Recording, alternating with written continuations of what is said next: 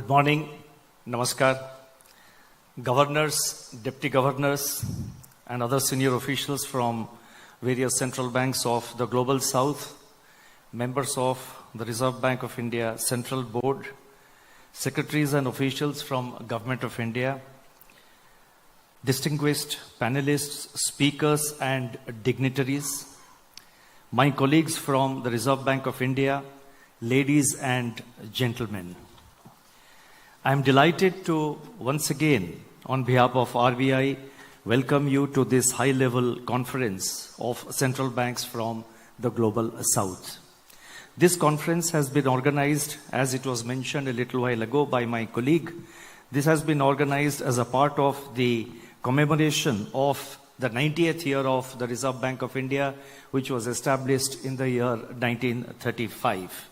It's been a long journey for the bank, and the bank today has established itself as a credible public institution in India.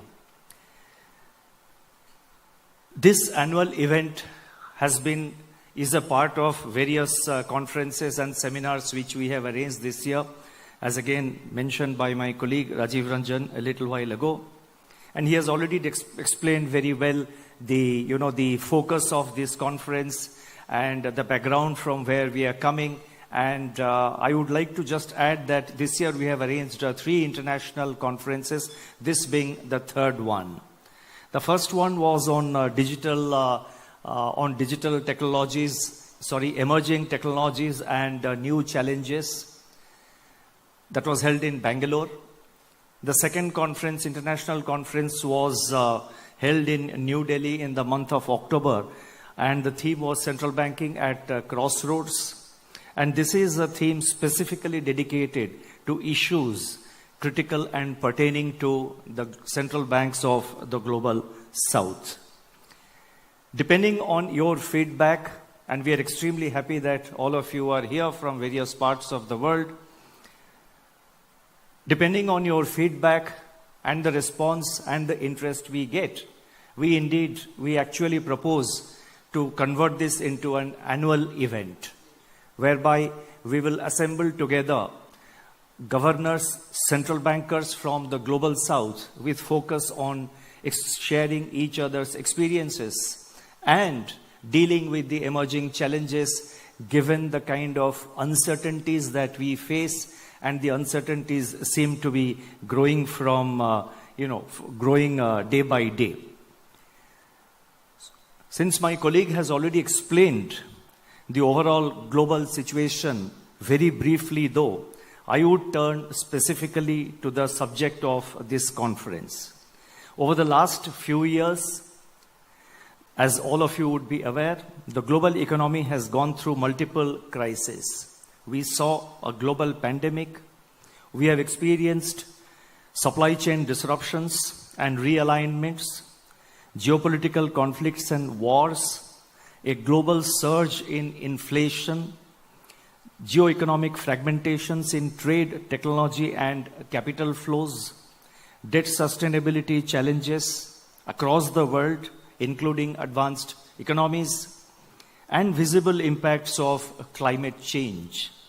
Together, they have posed humongous challenges for all central banks, including those of us in the Global South. This conference gives us an opportunity to learn from each other's experience and reflect upon our respective journeys over the past few years. In my address today, I propose to focus on 3 specific areas of policy making and implementation, which I feel contain useful lessons, especially for the Global South. These 3 areas which I am going to focus on, they include 1, balancing inflation and growth, 2, monetary policy communication, and 3, crisis management. In each of these areas, I shall first present the Indian perspective and then highlight certain issues relevant for the Global South. Let me first take up the issue of balancing inflation and growth. The period since the onset of the pandemic is an example of how the Reserve Bank of India could effectively maintain balance between price stability and growth within the space provided by the flexible inflation targeting framework. The flexibility of this framework is embedded in the law itself, which defines the objective of monetary policy, namely to maintain price stability while keeping in mind the objective of growth. Thus, while primacy is accorded to price stability, the law enjoins upon Reserve Bank to pay due regard to the growth considerations also. There is also a tolerance band around the target of 4%. There is a tolerance band to accommodate supply shocks, forecast errors, and measurement issues. Further, inflation target is spelled out in terms of average rather than on month-to-month basis. Failure is defined as breaching the target for 3 consecutive quarters. As monetary policy is forward-looking, the aim is to keep future inflation aligned to the target. Monetary policy involves taking considered call with a degree of judgment in the best interest of the economy. How much weight is assigned to a particular objective, that is, inflation or growth, depends on the assessment of risk it imposes on the balanced path of the economy.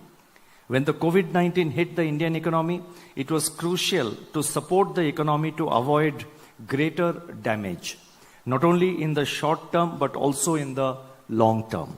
We therefore used the flexibility embedded in the framework to focus on reviving growth as we looked through inflation spikes which were assessed to be transitory and driven by supply shocks. In hindsight, we were correct in our assessment since inflation receded as supply chains normalized and the pandemic subsided. Incidentally, to set the record straight, the Reserve Bank of India had started the cycle of rate cuts 1 year before the pandemic as economic growth was slowing down while inflation remained aligned to the target. We had not even come out of the shadows of the pandemic when the Russia-Ukraine started and drastically affected the entire policy calculus. The war-induced price pressures in key commodities, especially energy, edible oil and food, together with domestic drivers such as weather disturbances, pushed inflation higher than the upper threshold of our target. You see, our target is 4% with a plus minus 2% on either side given as a band. So the upper threshold was 6%, and during this period, immediately after the commencement of the war in Ukraine, our inflation exceeded 6%. This presented a situation in which inflation became a much bigger concern, even as growth impulses were getting stronger. We responded to the need of the hour by changing the stance to withdrawal of accommodation, followed by front-loaded rate hikes. Therefore, whether it was the pandemic-induced growth slowdown or the war-induced surge in inflation, monetary policy responded appropriately to address both the objectives of inflation and growth. The overarching priority was to achieve a balance between inflation and growth. The timing of each and every policy measure, especially when there was a change of course, was also equally important. And while doing all this and while taking all these measures, we were very much mindful of the issues pertaining to financial stability also. What implications our policies would have on the aspect of the overall financial sector stability was also kept uppermost in our mind. And that is the kind of trade-off, that is the kind of complexity of challenges which I think every central banker in the world and particularly in the global south we face. I would now like to touch briefly on the role of complementary policies. The years 2020 to 2023 were a period, and it was unique in view of the incidence of multiple and overlapping shocks to food and oil prices, which challenged the conduct of monetary policy. It was necessary to neutralize the impact of these shocks through effective coordination with fiscal policy. While monetary policy worked on anchoring inflation expectations and containing demand pull pressures, effective supply management by the government alleviated supply chain pressures and moderated cost push inflation. Thus, effective fiscal monetary coordination was at the core of India's success in the face of a series of adverse shocks. From this perspective, macroeconomic stability becomes a shared responsibility of both monetary and fiscal authorities. Major structural reforms undertaken in India in the recent years, in particular, the introduction of the flexible inflation targeting framework, implementation of the nationwide goods and services tax, and enactment of the insolvency and bankruptcy code brought about a paradigm shift in the Indian economy and helped in raising the medium and long-term growth potential of India. Resilient growth has given us the space to focus on inflation to ensure its durable descent to the 4% target. A stable inflation or price stability is in the best interest of the people and the economy. It acts as a bedrock for sustained growth, enhances the purchasing power of the people, and provides a stable environment for investment. I would now like to turn towards certain relevant issues for the Global South, and in this context, I have 2 points to make. The first relates specifically to the importance of growth and price stability in the context of the Global South. The Global South faces more difficult growth inflation trade-offs. First, unlike advanced economies, these countries have a lot of catching up to do to increase their per capita income and productivity. Therefore, growth is a fundamental necessity for these countries, but it cannot be and should not be at the cost of price stability. To achieve higher growth, countries in the Global South need to step up investment in physical and social infrastructure, leverage technology and innovations, and carry out institutional reforms. All these require congenial public policies, including monetary policies, to be growth supportive, while maintaining balance with inflation.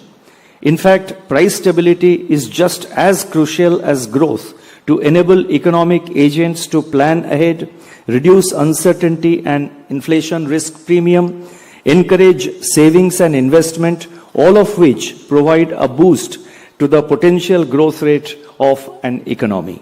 Thus, in the long run, price stability supports sustained high growth. Price stability is also important because high inflation is disproportionately burdensome on the poor. The second point I want to make in this context relates to fiscal monetary coordination in balancing inflation and growth, and why it is important, particularly for the Global South. Another aspect of managing the balance between growth and supply-driven inflation relates to the role of fiscal monetary coordination. This is very important for countries of the Global South, which have a significant share of low-income population with large developmental needs. They are most vulnerable to supply shocks, needing fiscal support, which puts further burden on the limited budgetary resources of these countries. In this context, the Indian experience in managing supply-side inflation through effective fiscal monetary coordination could be a learning template for all my fellow central bankers from the Global South. The second aspect, as I mentioned, first I talked about growth inflation balancing. In the interest of time, I have tried to be, very brief and very brief and to the point. And I would particularly look forward, I'm sure all of us look forward to the detailed discussions, the panel discussions that we will be having around these themes. Let me now turn to central bank communication, which is the second area of my address. Over the last few decades, central bank communication has undergone a major transformation. From being cryptic and obfuscating prior to the 1990s to being eloquent and prescient in recent times has been the path of central bank communication. There has been greater realization that monetary policy, in essence, is the art of managing expectations, and its effectiveness is enhanced through active and more lucid communication. At the Reserve Bank of India, we have actively used communication to anchor expectations. When conditions warranted, we combined rate and liquidity operations with appropriate forward guidance for greater effectiveness of our policies. For instance, we provided both state and time-based forward guidance of continuing with the accommodative stance of monetary policy during the pandemic to support growth. In the tightening phase, which commenced in April-May 2022, the nature of communication was appropriately fine-tuned to ensure successful transmission of policy rate hikes. When we took a pause on the policy rate in April 2023, after having raised it by 250 basis points, it was important to anchor market expectations from running ahead or front-running the central bank. It was therefore emphasized that it was a pause and not a pivot. This was to ensure that past rate actions were transmitted fully to the broader economy. The focus was on anchoring inflation expectations by emphasizing our firm commitment to realign inflation with the target. We also categorically said that it is not enough to be within the tolerance band and that our job is not finished until we reach the target of 4% on a durable basis. Now, I have talked about communication. I have said the kind of approach we have adopted in the Reserve Bank of India. I would now like to focus on the importance of communication, especially in the context of the Global South. In countries of the Global South, communication assumes greater significance and new dimensions. For the countries of the Global North, communication was linked more to the exhaustion of conventional policy space once these countries reached the policy lower bound in the aftermath of the global financial crisis. This led to the adoption of forward guidance as a powerful tool to guide the expectations of the public. For countries of the Global South, the focus on central bank communication is a more recent phenomenon and has been associated with a variety of factors in line with their macroeconomic, socio-economic, institutional and developmental stages. First, the role of communication has increased with, in the interest of time, I'll just focus on 4 points and then perhaps move forward quickly. In the context of communication, I have 4 specific points to make. First, the role of communication has increased with the transition of the economies of the Global South towards establishing more independent central banks and the associated need for transparency in the interest of democratic accountability to the public. The adoption of inflation targeting by some of us since the turn of the century further necessitated effective and transparent communication to explain policy regime changes, institutional environment challenges, and also to guide the expectations. Second, as central banks in these emerging market and developing economies gain greater independence in their sphere of operations, they realized the need for communication to adequately explain policy decisions, especially in the context of multiple objectives of growth and stability. Further, in periods after the global financial crisis and the pandemic, monetary policy easing in advanced economies increased the exposure of the Global South to large swings in capital flows, exchange rate, and commodity prices. This has further complicated the tasks of central banks to explain policy trade-offs amidst continuing volatility. Third, there is growing recognition that effective communication obviates the need for large or frequent policy changes or even any change at all. if the inflation expectations are well anchored through appropriate communication.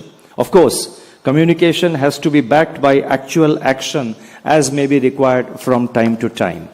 Overall, effective communication in sync with the conduct and stance and goals of monetary policy would contribute to fostering macroeconomic stability.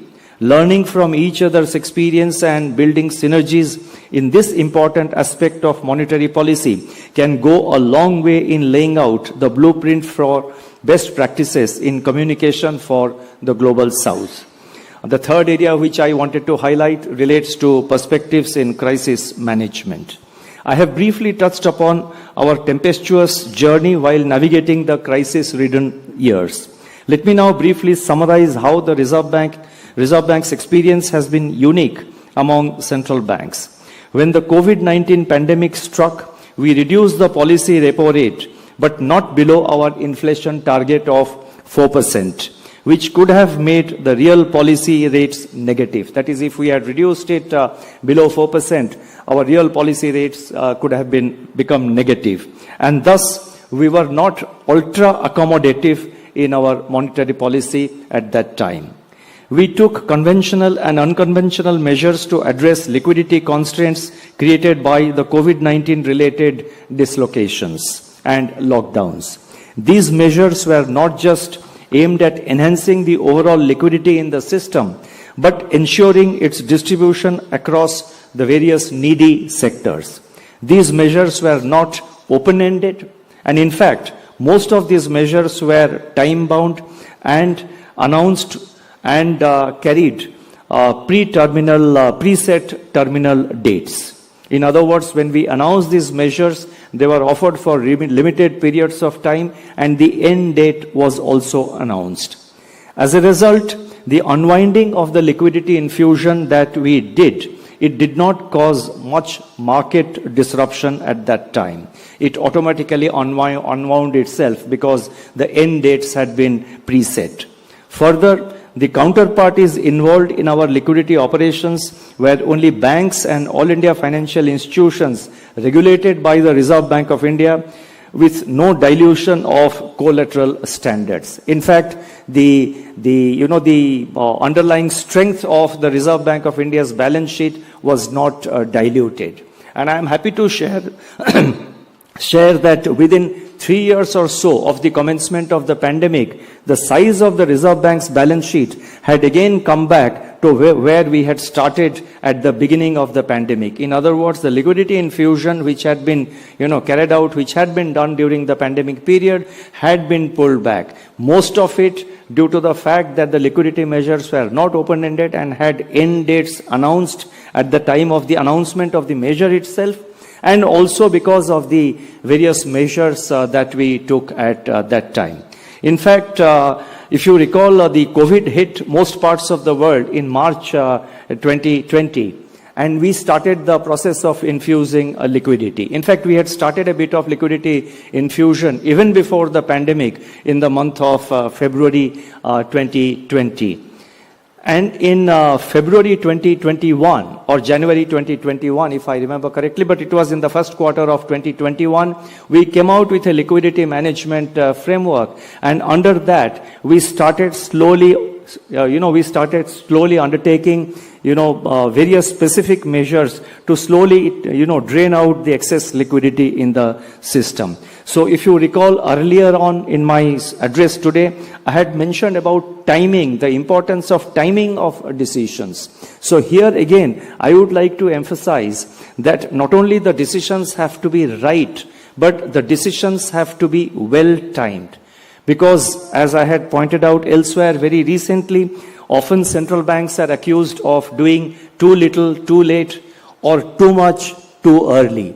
So therefore, the timing is a crucial aspect of every decision making, and a well-timed decision enhances its effectiveness. And that is something which, as central bankers, I think it is our responsibility to have a correct, at least endeavor to have a correct assessment of the current situation and the expected situation, the outlook, and suitably time our decisions.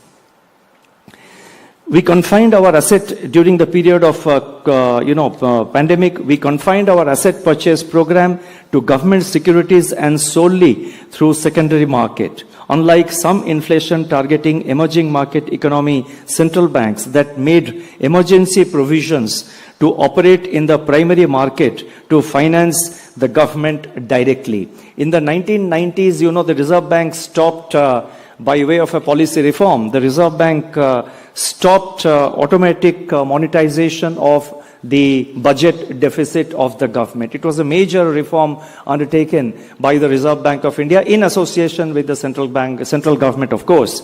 And we have adhered to that policy even till now. Although during, the pandemic period, considering the stress that the economy and that every individual, everybody, all of us, all over the world, we were facing, there were temptations to start financing the government budget deficit. But I think it was a considered call, which was taken it was a considered and a prudent policy call taken not only by the Reserve Bank of India, but the Reserve Bank of India and the central government together to avoid Reserve Bank direct financing of the government deficit. Instead, all the asset purchase program that we did by announcing government security acquisition program 1.0 and 2.0, we confined ourselves only to secondary markets.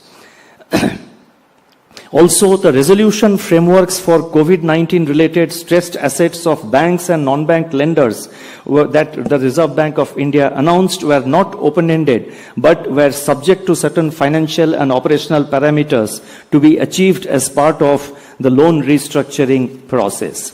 It may be observed that most of our pandemic measures were nuanced, keeping in mind the price and financial stability challenges that may arise in the future. So just as the liquidity, measures which we had announced were not open-ended, similarly the resolution framework to deal with the stressed loans that the banks carried in their books or the non-banking lenders carried in their books, even for restructuring of these loans, we set certain operational and certain, financial parameters which the individual loan portfolio had to achieve at the end of the resolution period. So that ensured that the resolution that was actually implemented and worked out by the banks were prudent and were specific to the requirements of the individual asset.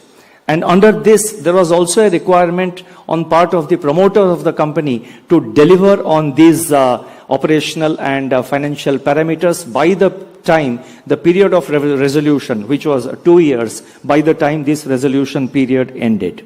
Now, during the tightening cycle in the aftermath of the war in Ukraine, our actions also stood out in contrast to many other central banks. First, the quantum of our rate hikes was not as high as those of several advanced economies, where 75 basis points increase in interest rates became the new normal, as these economies had negative or near negative interest rates for quite some time preceding the onset of high inflation in these economies. Second, while changing the stance of monetary policy, our pitch was not as shrill as that of advanced economies. Our communication was nuanced and focused on building market confidence on the central bank's unambiguous commitment to align inflation with the 4% target. Third, we refrained from giving any forward guidance on the terminal rate in the prevailing cycle, given that such guidance was inherently risky in an uncertain environment. Fourth, even while pausing on the policy rate, we continued with the restrictive stance till we achieved a balance between inflation and growth. Summing up, in designing our response to both the pandemic and the inflation upsurge, we have not been tied down by conventional theory or any kind of dogma. We were nimble and flexible in our actions and policies. To quote an eminent economist, and I quote, "Good policy requires combining the science of the economist with the art of the practitioner." In that sense, through our actions, we have perhaps lived up to the maxim that says monetary policy is science, but monetary policy making is an art. It is, however, for others to judge. Let me now conclude. While the global economy has managed to hold its ground in the highly stormy weather of the past few years, clouds of uncertainties still loom on the horizon. Policymaking in this environment of heightened uncertainty is akin to driving a car through a foggy path ridden with speed bumps. These are conditions which will test the driver's patience and skill. Historical regularities are at the moment looking improbable, and policymakers are being put to test. When the history of our times is written, the experiences and learnings of the last few years will, in all probability, be a turning point in the evolution of central banking. For the countries of the global south, maintaining overall stability, which includes sustained growth, price stability, and financial stability, continues to be a daunting challenge. Central banks need to work towards more robust, realistic, and nimble policy frameworks that use monetary, prudential, fiscal, and structural policies synergistically to achieve the desired outcomes. I am confident this conference today and tomorrow will throw up important ideas and takeaways for charting out a future course for the global south. I wish this conference all success. Thank you. Namaskar.